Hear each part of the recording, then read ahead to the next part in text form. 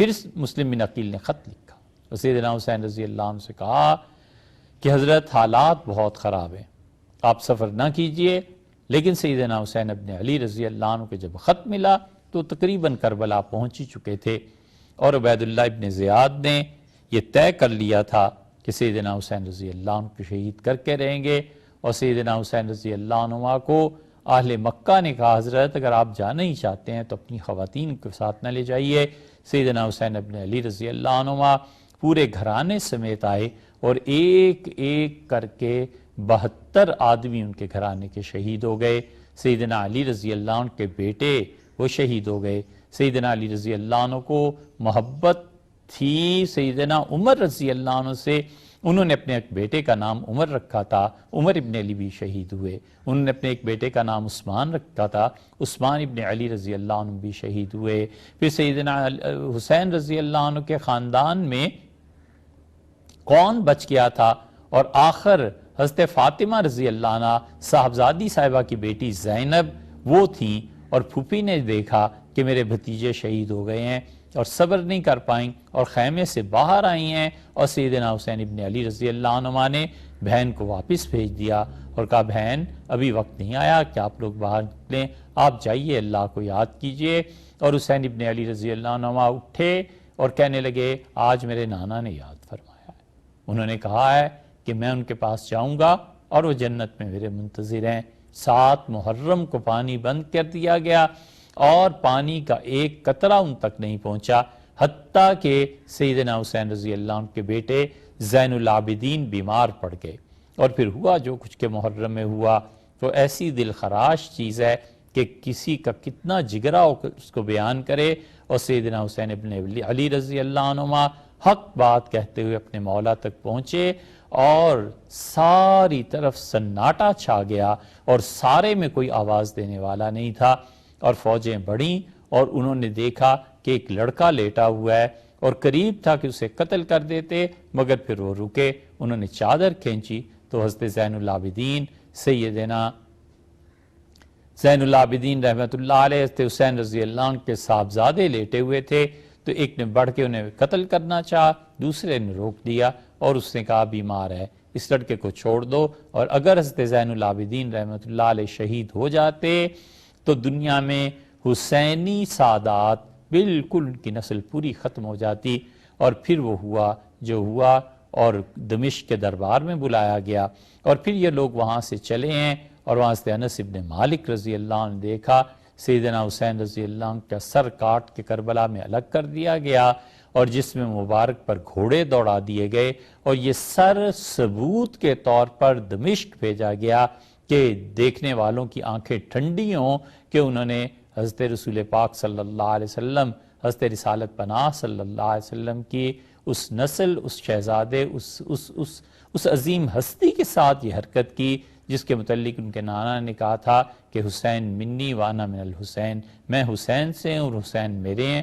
اور رسول اللہ صلی اللہ علیہ وسلم نے فرمایا تھا ان دونوں بھائیوں کو دیکھ کے آپ نے فرمایا تھا کہ اللہ جو حسن اور حسین رضی اللہ عنہ سے محبت رکھے اللہ تو اس سے محبت فرما، اور اللہ جو ان سے نفرت کرے تو بھی اس سے نفرت کر. اور پھر عبید اللہ ابن زیاد نے چھڑی سیدنا حسین رضی اللہ عنہ کے سر پہ ماری اور اس نے کہا یہ تھا باغی. حضرت انس رضی اللہ عنہ آگے بڑھے اور انہوں نے کہا ہونٹوں سے اس چھڑی کو ہٹاؤ، میں نے حضور صلی اللہ علیہ وسلم کو یہاں پیار کرتے ہوئے دیکھا ہے. حضور صلی اللہ علیہ وسلم چہرہ مبارک کا بوسہ لیتے تھے. اس نے کہا بڈھے اگر تیرا دماغ نہ خراب ہو گیا ہوتا تو میں تجھے بتاتا کہ میرے کام پر مجھے ٹوکنے کا نتیجہ کیا نکلتا ہے. انس بن مالک رضی اللہ عنہ دربار سے نکل گئے اور پھر اللہ نے ان سے پورا انتقام لیا.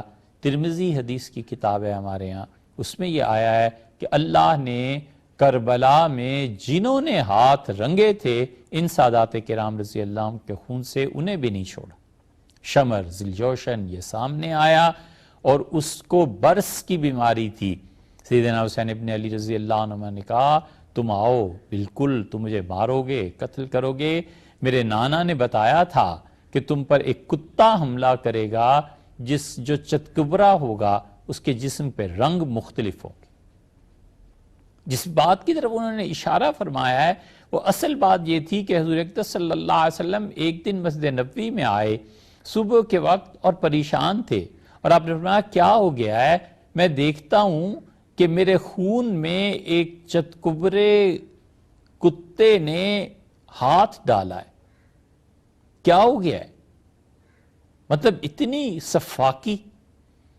یہ وہ بات تھی جو سیدنا حسین ابن علی رضی اللہ عنہ نے دہرائی. ان کا آؤ مجھے معلوم ہے کہ تم مارو گے، اور اس کے جسم پہ سفید نشانات تھے.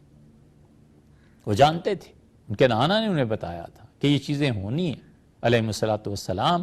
اور پھر حضرت زین العابدین رحمۃ اللہ علیہ اپنی پھوپھی حضرت زینب رضی اللہ عنہ کے ساتھ مدینہ منورہ آ گئے.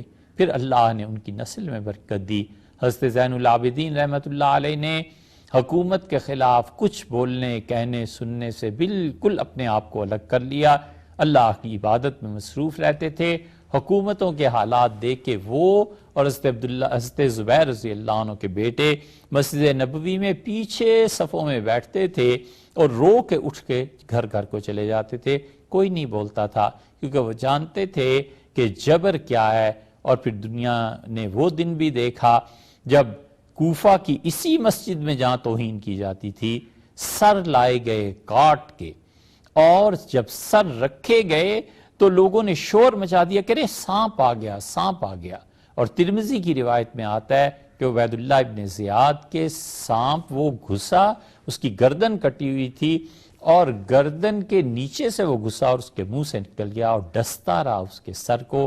یہ حسین ابن علی رضی اللہ عنہما اور سادات کرام کا جو خون تھا، اللہ نے دنیا کو دکھا دیا کہ حسین ابن علی رضی اللہ عنہما حق پہ تھے، اور ان کے مخالفین کو یہ وہ سزائیں تھیں جو اللہ نے دنیا میں علی رؤوس الاشہاد اللہ نے لوگوں کو آنکھوں سے دکھایا ہے، اور آخرت میں جو ان کے ساتھ حشر ہے وہ تو اللہ ہی جانتا ہے کہ کیا ہوا ہوگا. اس لیے اب بھی سیدنا حسین ابن علی رضی اللہ عنہما، ان کا پیغام، ان کا حکومتوں کو للکارنا، ظلم کا مقابلہ کرنا، ظالموں کی آنکھوں میں آنکھیں ڈال کے بات کرنا، اپنے حقوق کی جدوجہد، یہ سارے پیغام ان کے زندہ ہیں. خدا کرے ان کی امت کی اس امت میں یہ پیغام زندہ رہیں، اور خدا کرے ان نسبتوں کے حامل پھر اٹھیں، ظلم کا خاتمہ ہو اور انصاف اور عدل کا دور اللہ کرے کہ لوٹے.